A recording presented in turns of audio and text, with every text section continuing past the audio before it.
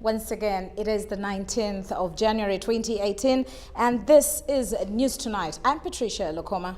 And I'm Sandra Kahundiagaba. And of course, on sign language, there is Elizabeth Nakakoni there, who will shortly be joining us. Now, delving into the headlines of the story, President Yoweri Museveni has received credentials of 8 newly appointed envoys to Uganda. The envoys are from Egypt, Sudan, Vietnam, Congo, Brazzaville, Zambia, Finland, Mauritius, and Israel. The president warmly welcomed them to Uganda, saying that the country has a lot to share in common with each of their countries in economic terms and other sectors of development. Your Excellency, I have the honor to present to you a letter of the recall of my predecessor, and that which by His Excellency President Abdel Fattah al-Sisi has accredited me to be the Ambassador Extraordinary of the Republic of Egypt. President Yoweri Museveni told the new Egyptian ambassador, His Excellency Mohamed Tarek, that the government of Uganda will coordinate the necessary steps to ensure that the Egyptian business community come and invest in the country by taking advantage of the potential that Uganda has in water resources and electricity. He encouraged the Egyptian entrepreneurs to embrace tea and coffee processing activities in Uganda, noting that Egypt is known as one of the major consumers of both beverages, especially during the winter season. His Excellency Mohamed Tarek pledged to further strengthen the cooperation between his country and Uganda.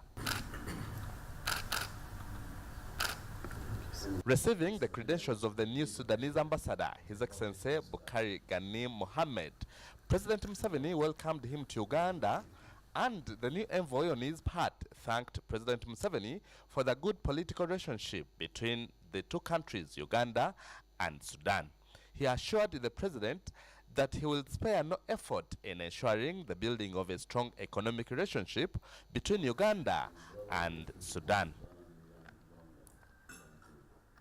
Excellency President, I have the honor to present to Your Excellency my letters of credit. President Museveni told the new Vietnamese ambassador, His Excellency Nguyen Kim Doa, that Ugandans have been long-time friends of Vietnamese people, especially during the Vietnamese struggle of 1970s under the umbrella organization called the Uganda-Vietnam War Supporters.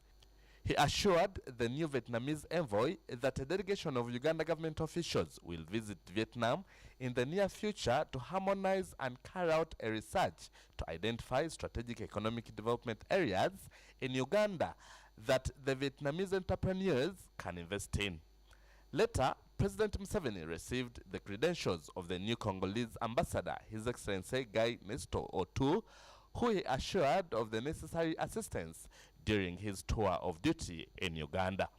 The president told the new Zambia High Commissioner, Mr. Benon Keithi Chali, that Uganda and Zambia share a strong bond with a view to ensuring that their people get empowered further in sectors that are crucial for achievement in terms of socio-economic development.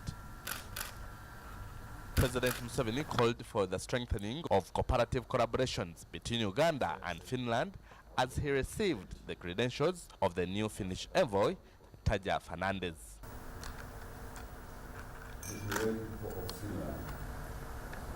President Museveni appreciated the growing economy of Mauritius as he received the credentials of the new High Commissioner, Mr. Damaras Busegith.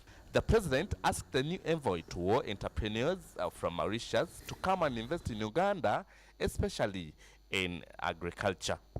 The president, who later received the credentials of the new Israel ambassador, Noah Gal Genda, expressed happiness that Israel is interested in the development of the irrigation system in Uganda to boost and maximize the agricultural potential of Uganda. The Israel envoy disclosed that his country is focusing on other projects in Uganda, like uplifting the standard of Mulago Hospital's intensive care unit, ICU, among others. I'm Dennis Blair Kalanzi in State House Entebbe. Thanks, Dennis, for the story there. And really, the Pearl of Africa being blessed to have 18 envoys come to Uganda. Now, more activities regarding the head of state. President Yoweri Museveni has assured prospective investors that the issue of taxation should not be raised as a hindrance to trade. The president was yesterday holding a meeting with a group of 20 investors from the Republic of Sudan with interest to invest on various areas, including in gas and petroleum refinery, food and food processing, farming, e-waste, banking and insurance, chicken hatchery, and construction, among others. Well, the group comprised Abachi Group of Ali Abachi, Hellblake Petroleum Company led by Osman Seding, Walls Petroleum Company led by Mohammed Omar, Kampala Limited led by Yasir for food processing, and Osman Industries, who process sanitary pads. Mr. Museveni urged the delegation to consider areas of investment in products with a high value addition component. He said that for the investor interested in birds and animal feeds, government is ready to identify land in the southwest of the country and in close proximity of the city center, with an advantage of feeds outgrowers to supplement on a big production of feeds.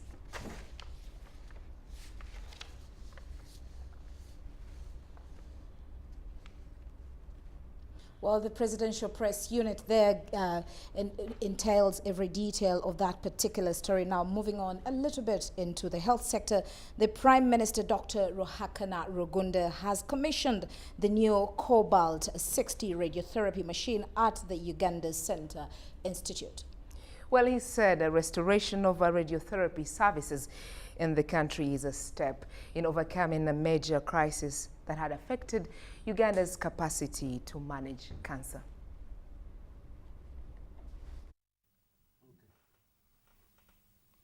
Commissioning the radiotherapy service at Uganda Cancer Institute in Mulago, the Prime Minister saluted the Ministry of Health and Uganda Cancer Institute for effectively working with partners such as International Atomic Energy Agency and others to restore radiotherapy services, which will enhance the health sector.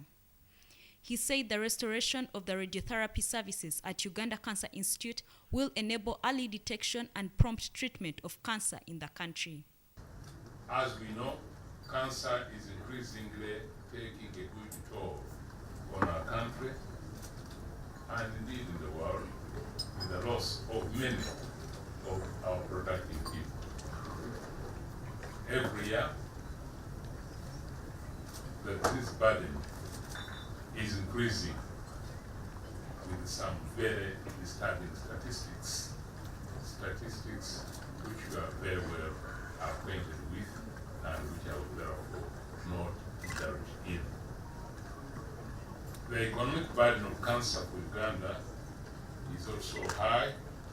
A majority of our cancer patients are relatively young compared to those from the developed countries. Dr. Rugunda said cancer is the leading cause of death in the world today, which heavily impinges on the economic development of countries. The Premier thanked International Atomic Energy Agency and other partners for providing technical and financial support to Uganda in the process of restoring the radiotherapy services.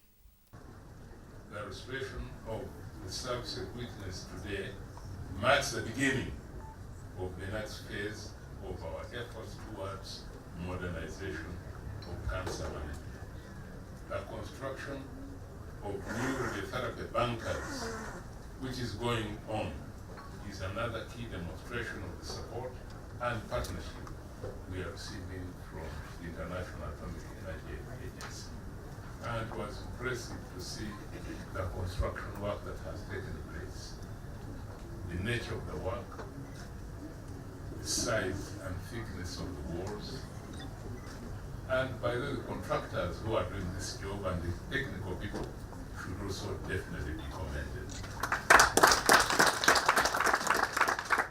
I would also like to take this opportunity to thank Aga Khan Hospital in Nairobi, Kenya, who offered to treat 400 patients at no cost to Uganda during the period our facility was up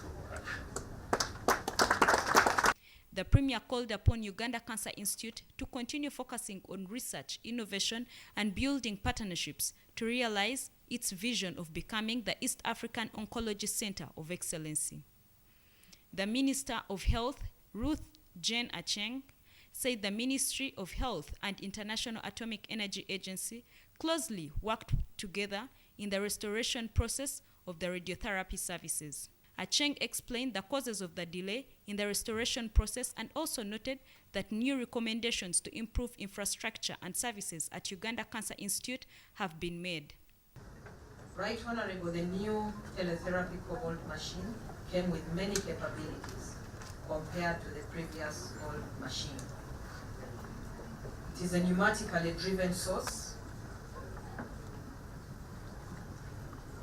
It is a pneumatically driven source drawer used for moving the machine between shielded positions and the treatment positions, and it is digitally managed, as you saw for yourself. So I want to erase the myth and imaginations that have been moving around the media and all of us that we have brought in a machine that is substandard. This is an ultra-modern cobalt machine, as has been approved by the International Atomic Energy Agency. The Director General of International Atomic Energy Agency, Ambassador Yukiya Amano, said International Atomic Energy Agency helps developing countries build nuclear science and technology to support their social service sectors according to the country's priority. He said the International Atomic Energy Agency will continue supporting Uganda to develop its nuclear infrastructure. The restoration of life-saving cancer treatment services in Uganda is a major cause for celebration. The IAEA is proud to have been your partner for a long time, and in particular in decommissioning the old source and procuring the new machine. The Premier and Ambassador Amano also had a guided tour of the 4 radiotherapy bunkers and 2 branch therapy bunkers under construction at Uganda Cancer Institute. This story was compiled by Apollo Munginda for UBC News. Great initiative there, and a salute to the Ministry of Health. Well, moving on, President Museveni has said expanding and enhancing the quality and the quantity of Uganda's export is the surest way of earning foreign exchange, creating employment opportunities and improving the citizens' welfare. The remarks were contained in a speech read for him by the Prime Minister, Dr. Ruhakana Rugunda, during the President's Export Award 2017 ceremony organized under the theme Export Growth Opportunity of the Local Industry at Imperial Royal Hotel. The Prime Minister's press unit has got the details.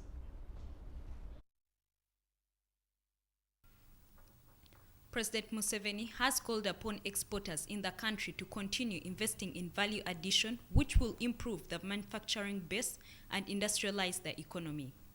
He said Uganda's economy has grown over the years in terms of total output realized, tax revenue collected, the products exported, and the market base. He said continuous efforts should be undertaken to recognize and salute those who contribute towards boosting the country's export base. Our economy has grown over the years from a miserable total output in 1986 of 5.2 billion, that's dollars, to over $27 billion by the end of last year. Correspondingly, in 1986, tax revenue collections were less than 5 billion Uganda shillings, and by the end of the last financial year, total revenue collections had increased to 12.7 trillion shillings. Museveni said government agencies tasked with the duty to promote investment and enhance exports should strengthen efforts to remove barriers that hinder doing business. He stressed that government will continue to focus on enhancing infrastructure that promotes the country's export business.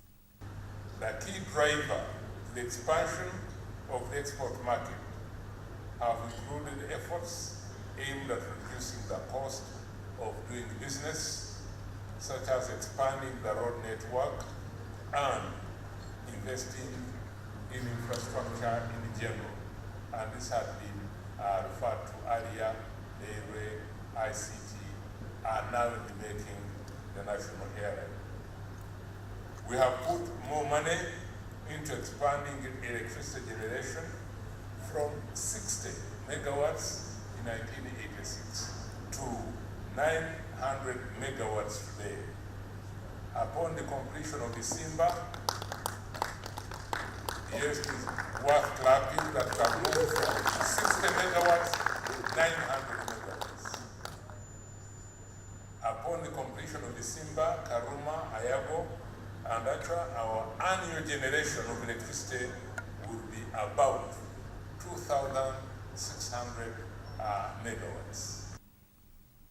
The president urged exporters to work on consolidating international trade gains and also comply with the necessary regulatory requirements of both domestic and international markets.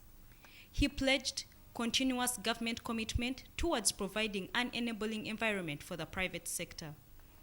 The Minister of Trade, Industry and Cooperatives, Amelia Chambade, said Uganda seeks to increase value addition in its exports to enhance foreign exchange and boost industrialization. She thanked government for the enablers it has put in place to promote the country's exports. For example, we can't take peace and stability for granted. The regulatory framework, of course the internet backbone, the markets, trade facilitation supported by TIMEA, for example, border markets, border posts, single window systems. The chairman of Uganda Export Promotion Board, Nimrod Wanyela, said the agency has already implemented a 5-year export strategy in line with the country's National Development Plan 2 and the National Export Development Strategy, which will help define the institution's framework to support exports. He said the annual President's Export Award ceremony is aimed at awarding individuals and companies who have engaged and excelled in exporting. The awards were in 3 main categories, namely the Platinum Award, the Gold Award, and the Silver Award. However, special awards were also given to the Woman Exporter of the Year, Regional Exporter of the Year, and Embassy of the Year. Uganda's embassy in Abu Dhabi won the Embassy of the Year award.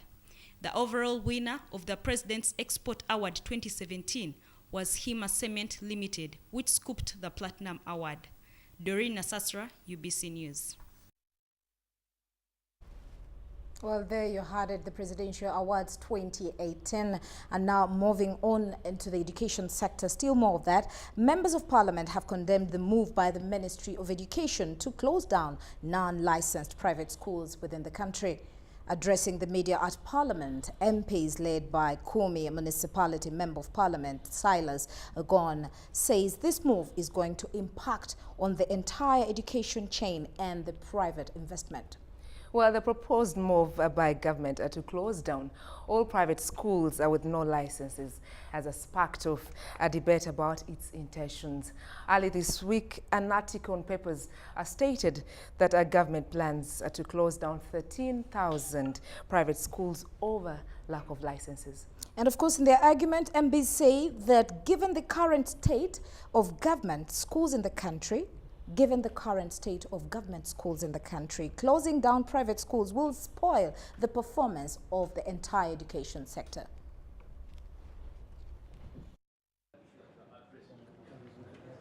Immediately the schools are closed, we shall request for an investigation to be carried out.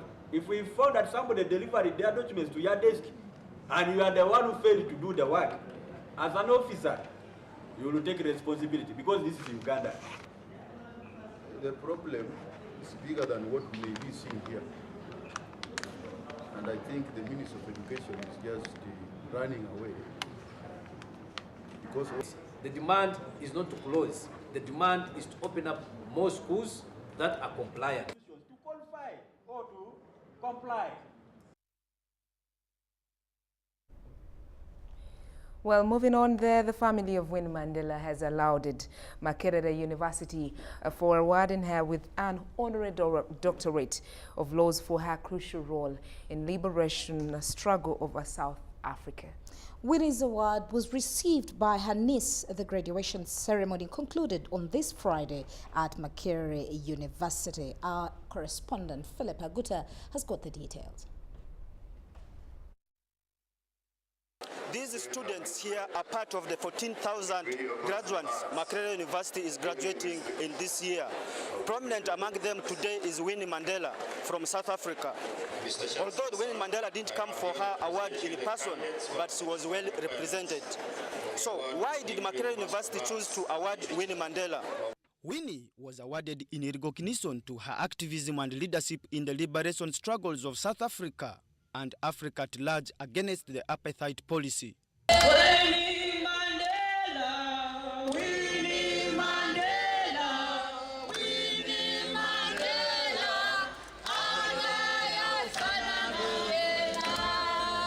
Amanda, long live the spirit of Dr. Winnie Mandela, long live! Long live! While her husband Nelson Mandela was in prison, Winnie continued to mobilize the blacks against the white rule that saw Nelson Mandela become the first black president of South Africa in 1994. She's the salt of the sea, the stars of the sky. She is Winnie Mandela. She is the rays of the sun, the moon of the night, the grace of the swan, the beauty of the peacock. She is Winnie Mandela. Winnie's award was received by her niece and officials from the South African Embassy in Uganda.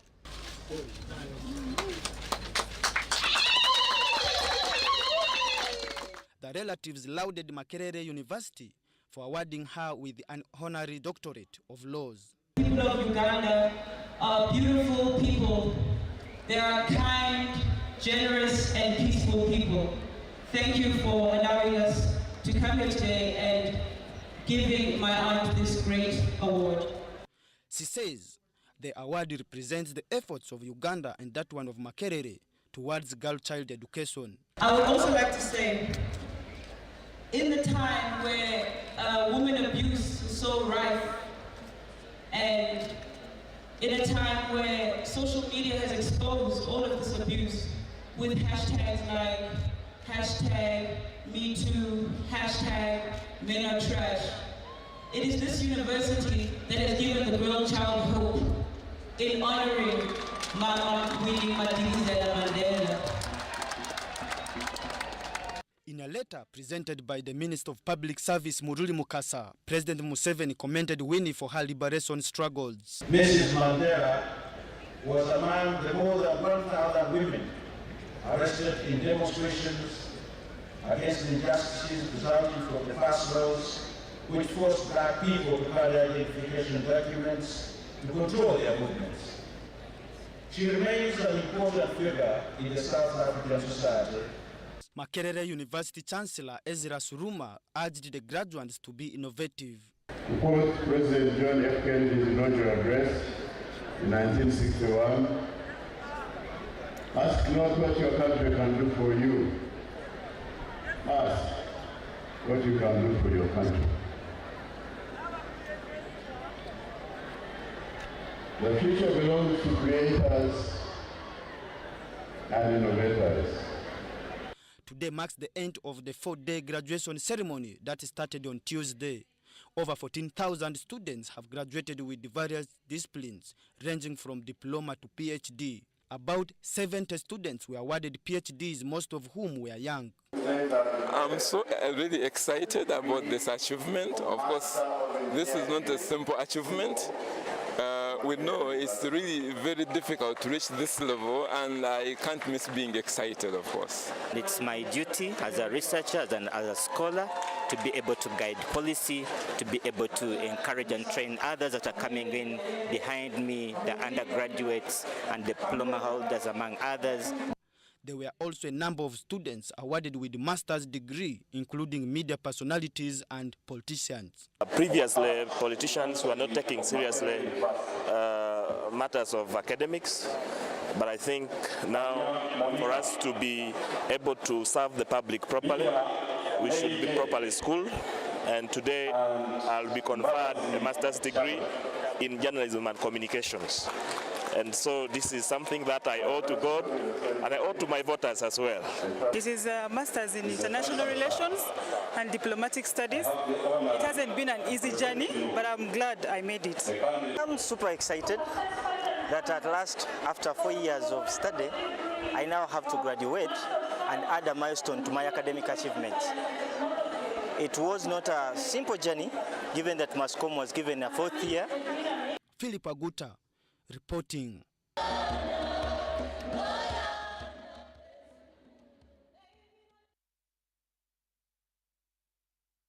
Well, great stories there, and of course we're still having more news coming through to you right on UBC tonight.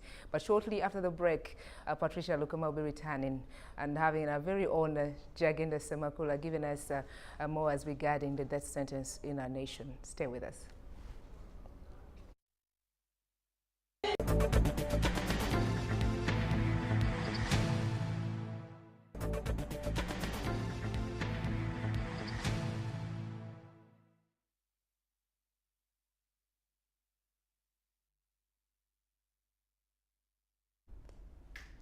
Well, once again, welcome to the guest corner, and this time around we are topicing something about the death sentence.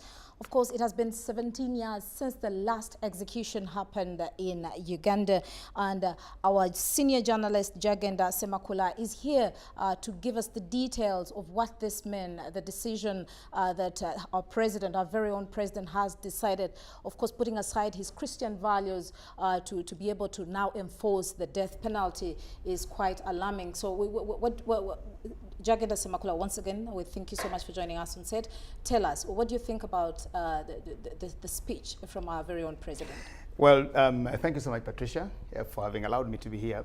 You just talked about putting aside his Christian values. Now we have two things here. You want to talk about Christian values, but you also have the law, the Constitution. Now, our Constitution is not based on our Christian virtues or values. So these are two different things. We have the law on one side, but then we also have the Christian values, which actually are a culture somewhere else. But when you talk about the death penalty, and I think so many people, because the president talked about it, think maybe the death penalty was actually abolished in this country and that is possibly just going to reinstate it. But the law has been here. Death penalty is here, the sentence is here, and it has never actually been abolished. The last execution that we had was in 1999. That is 17 years down the road. That is 17 years down the road. But before then, I think in this regime of President Museveni, we had 3 happen until the 1999 was actually the 3rd that happened. And from then on, we've not just seen one happen, but it's really real, it's alive, it's there. Apparently, according to the report, it looks like 28 offences.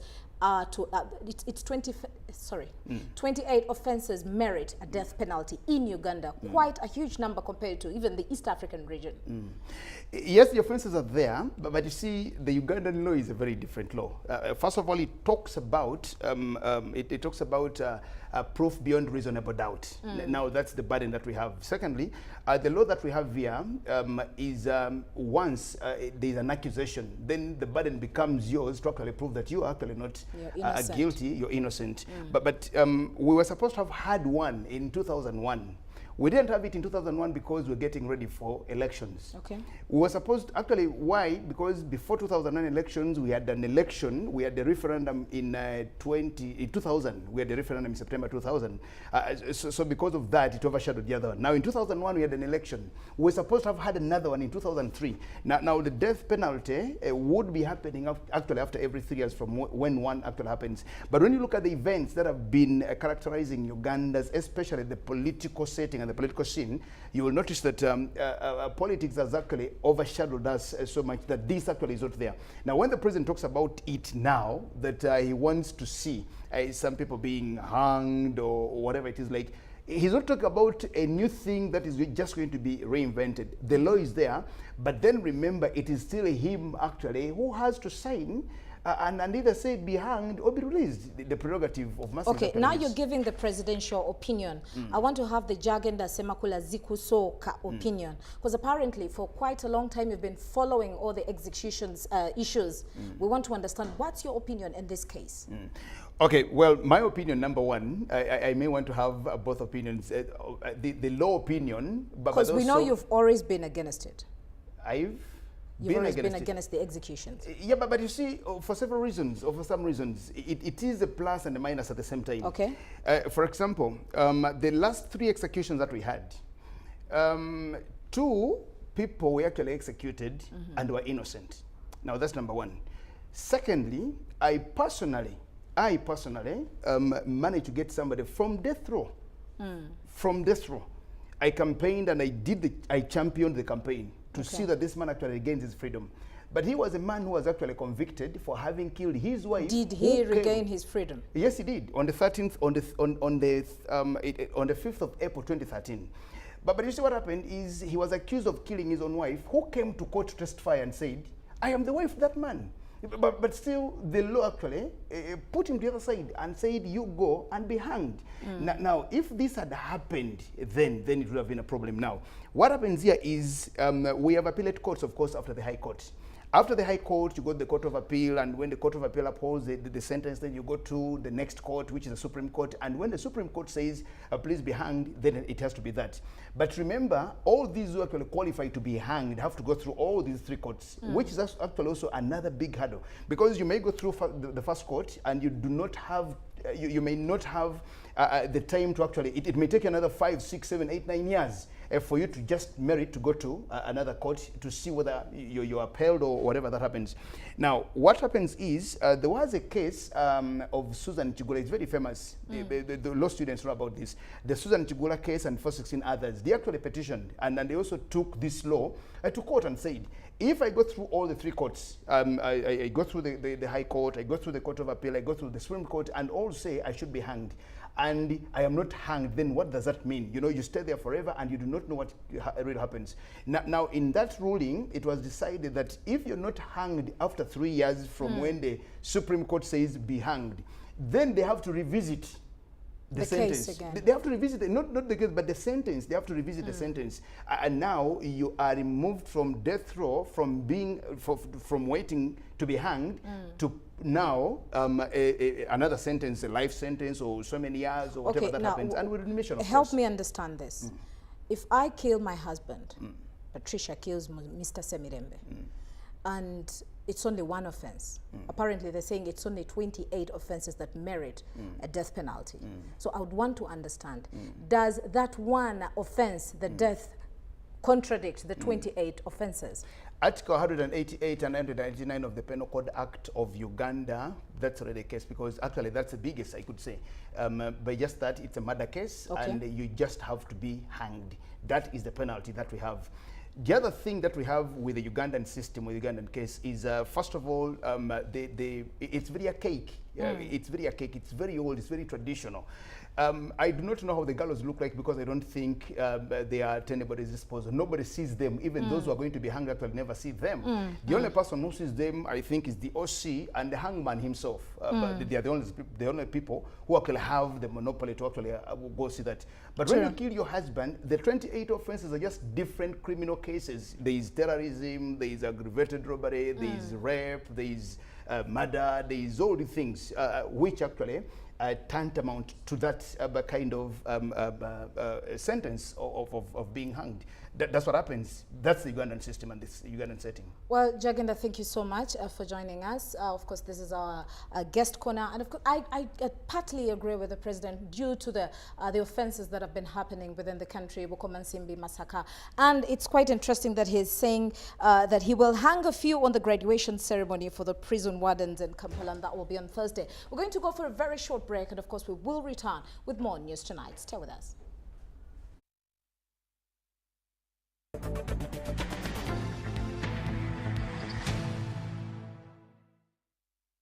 Welcome Welcome to Rainbow Christian Academy, the Center of Knowledge, Skill, and Excellence. This is a day and boarding mixed Christian primary school.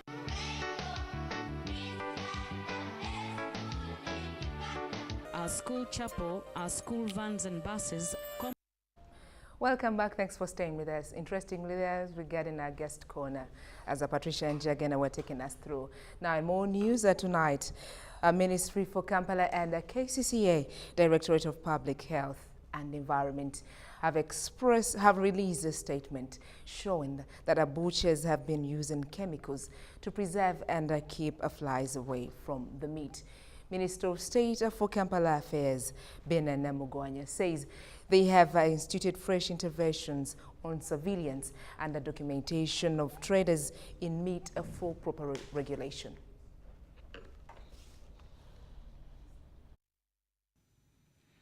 The Directorate of Public Health and Environment at Kampala Capital City Authority will start issuing certificates for suitability of premises to butchers to meet requirements and standards to sell meat. It follows the arrest, detention and remanding of butcher operators accused of selling contaminated meat to consumers in Kampala. During KCC operations, 29 half-liter bottles of a concoction of chemicals in trade name of Tsunami were impounded from butchers. KCCA leadership has planned activities on regular collection of meat, fish and grasshopper samples to be tested for chemical residues and step-up inspection with UNBS, veterinary doctors from Ministries of Agriculture and Health. One of those planned activities is scaling up inspection of abattoirs, butcheries, meat-selling sections and in supermarkets. The Division Health Inspection teams will continuously carry out surveillance for irregularities in the meat sector at community level. They are to also strengthen surveillance practices to ensure people eat safe meat. However, the public has been urged to buy meat from licensed and hygienic facilities. The veterinary section will coordinate and supervise Division Health Inspectors to ensure that said standards are observed. Division Health Inspectors shall inform the Directorate of Public Health and Environment on a weekly basis regarding the status of butcheries, abattoirs and meat sections in the division. Secondly, a butchery is supposed to have glass or any material that can be able to protect the meat from flies. If you're selling different kinds of meat, poultry, beef, or pork, they are supposed to be separated if you're selling any different. They are not supposed to be mixed, they're supposed to be separated. There is none, the only preservation we can accept for fresh meat is refrigeration. Meanwhile, Namugwanya has refuted allegations that government is behind the whole saga to front investors in business of meat slaughtering, saying there is evidence to whatever is happening, including butchermen accepting to use the chemicals. I'm Nafka Farida, reporting in Kampala. Well, thank you, Namfuka Farida. There now, tourism stakeholders' efforts to market destination Uganda as one of the best in the world is yielding fruits.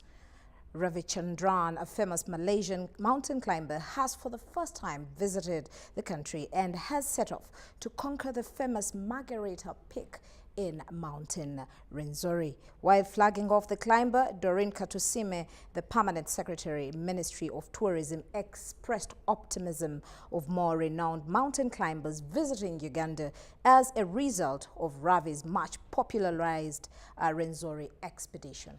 Dennis Sigoa reports.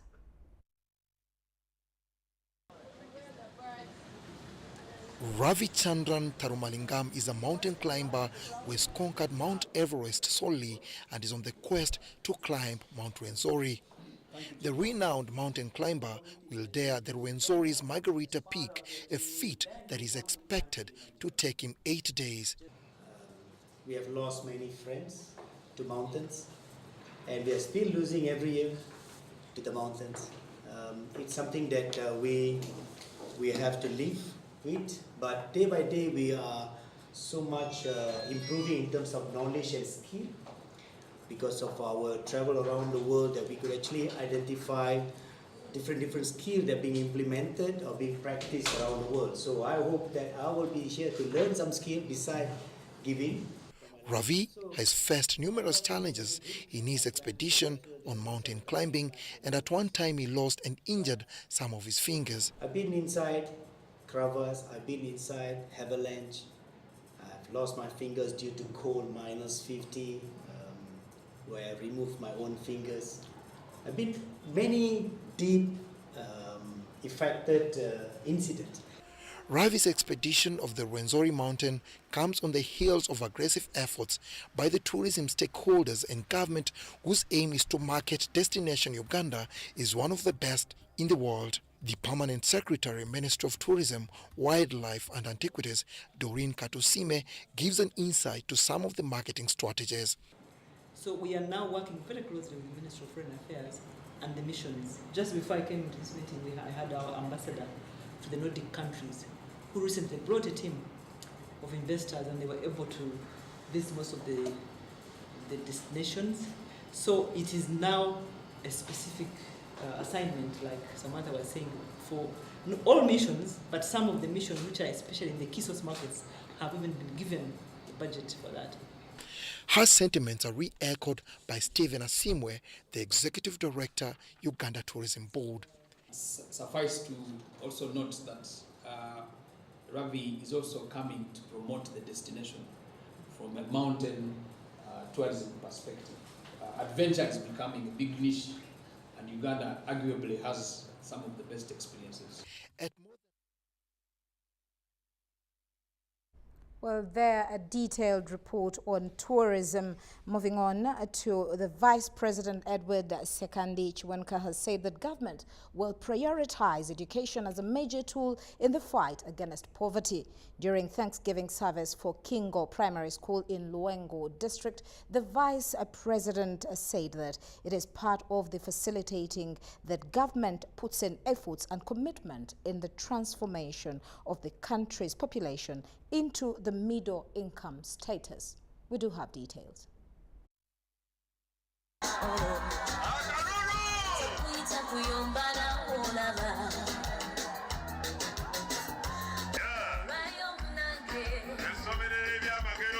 Speaking during the Thanksgiving service for Kingo Primary School in Luengo District yesterday, the Vice President Edward Kiwanuka II said that besides infrastructure, education will be a major sector in the country's development.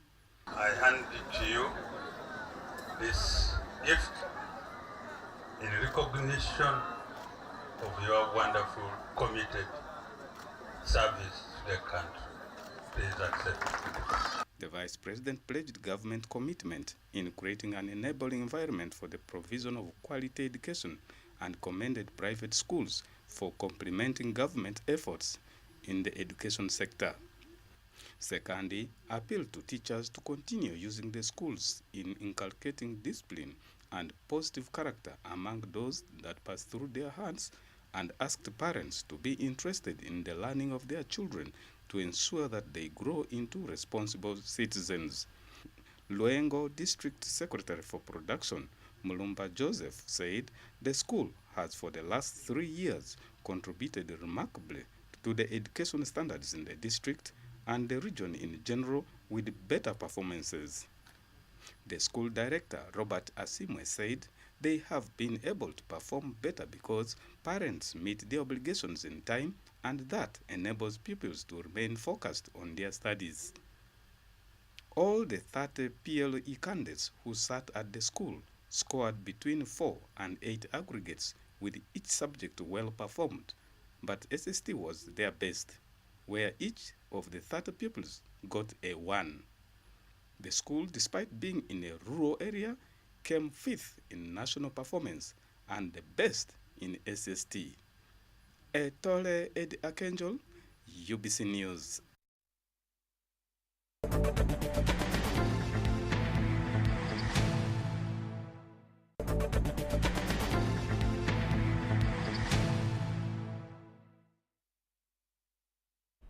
Thanks for staying. Now to business tonight. Local sugarcane outgrowers have expressed dissatisfaction with the sugarcane bill 2016, especially the clause that provides for zoning, which they say creates a monopoly for the investor. The coordinator, Uganda Sugarcane Outgrowers Association, Dr. Michael Mugabire, says the proposed sugar bill currently in Parliament worries the sugarcane outgrowers, especially from Busoga region. The association members claim that if the bill is enacted into law, it will frustrate the local sugarcane farmers. Local sugarcane outgrowers are contesting the zoning system and are threatening to challenge the Sugar Bill 2016 in the courts of law if enacted into law in the near future. So we as farmers, we had a national meeting of farmers from all Uganda. It was held in Jinja, and we came up with some resolutions, because in the bill there were two contentious issues: governance and zoning. The issue of governance, we have accepted the proposed system, but over zoning, it is still a very, very contentious issue. And we resolved that unless government accepts Ugandans to participate in the sugar industry, not as primary producers, but as stakeholders in the development of this industry, I think that one still remains. This industry will just go down to the drain. The coordinator of the Uganda Sugarcane Growers Association, Dr. Mike Mugabira, says that local entrepreneurs should be allowed to set up small enterprises within the gazetted 25-kilometer radius for the core investors. They would give local entrepreneurs a chance to compete and benefit from the sector, besides curbing the monopoly by the big players. 25-kilometer radius is able to produce 10,000 tons of cane per day. So you are saying that let 40% of that zone potential be reserved for Ugandans alone, which is 4,000 tons per day. To put up jaggeries, to put up small sugar plants, and the 50-kilometer radius be reserved for the core investor. That is around 6,000 tons. To the best of our knowledge, today in Uganda, there is no single factory producing 10,000 tons of sugar or crushing. It is not there. The outgrowers model is expected to foster a win-win situation. Nevertheless, millers will welcome the model, which will enable the sugar industry to develop in an orderly and competitive manner. For UBC Business, Wadulo Mark Arnold and Dennis Sigoa.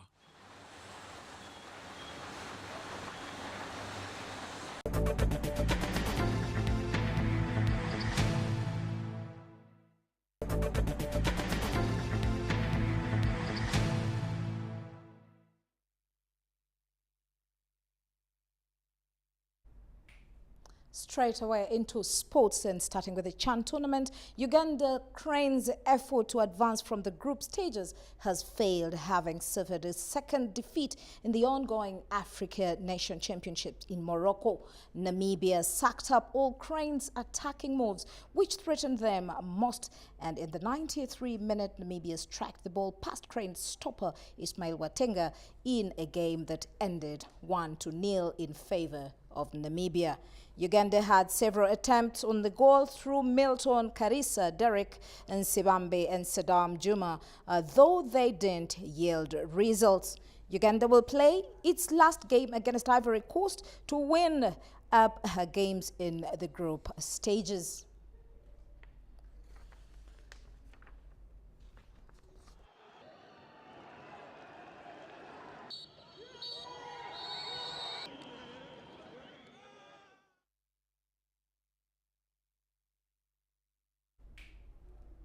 There you had it. Now moving on to rugby, Betway Cobs has returned to winning ways in the Nile Special Premier League following victory over Makerere Impis at Legend Rugby Club. The win consolidates Cobs' lead atop the standings with the 8-round plays so far.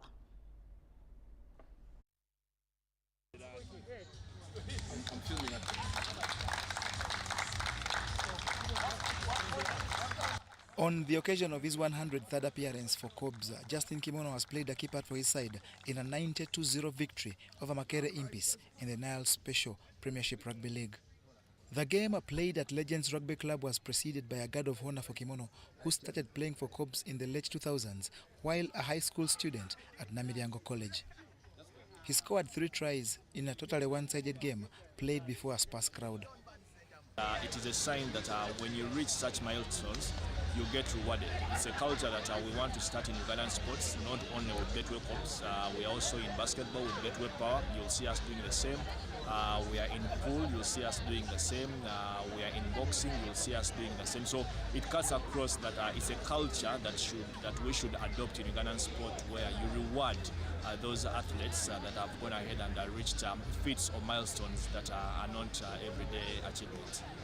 With victory, Betway Cubs maintain top position on 35 points, 7 better than second-placed Black Pirates that hosts Ginger Hippos at Legends on Saturday.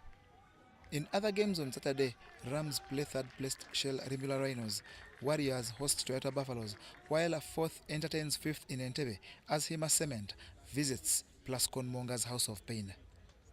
John Barnes, Sentamu, reporting.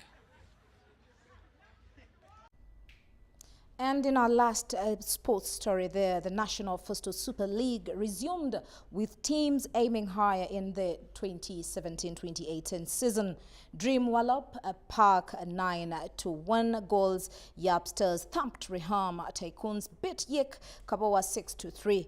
KSPG led the league table with 18 points and Dream in second with 15 points, while Park lies in the third place with 14 points. Yapsters, Ali Muchibi and Sauna's Veron Bikamata both head the scoring sheet with 10 goals each, with Suleiman Mutiaba in the third place.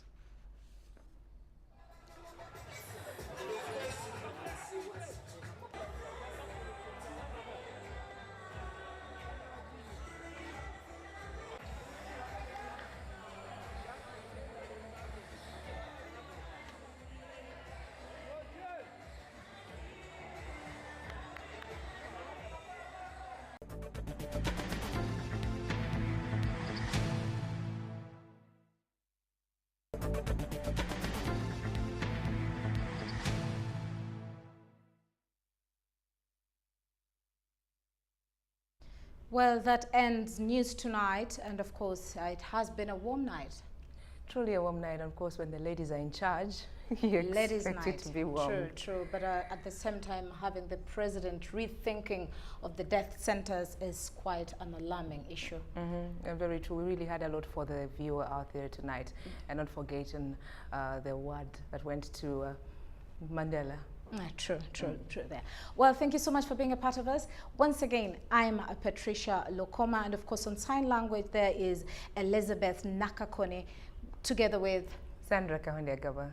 We say good night. Good night.